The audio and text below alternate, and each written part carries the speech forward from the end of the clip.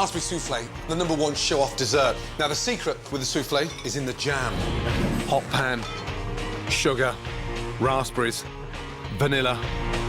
As the sugar comes up to the boil, turn the gas down and just let that cook out. The jam is nice and rich, but more importantly, we want to get rid of the seeds, but we want to push all that jam through the sieve. Into the fridge, cool it down.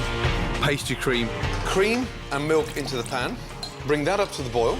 Egg yolks, sugar, beet, flour. That helps to thicken the pastry cream. Mix. You want that really nice, smooth texture. The cream and milk come up to the boil. This is where it gets really exciting. Whisk that up and then put your custard back in to the pan. As you cook it out, it gets nice and thick. That's it. Into a bowl. Mix. Into the fridge and cool the pastry cream down. Now buttering the moulds for the soufflé. Butter, chocolate. And then just twist the mould. Right, jam's cooled down, pastry cream's cooled down. Add the jam to the pastry cream. Mix.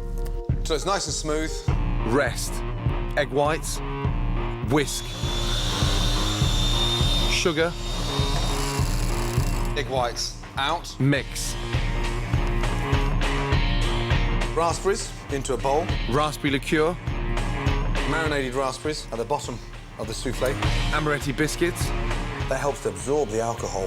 One nice scoop in.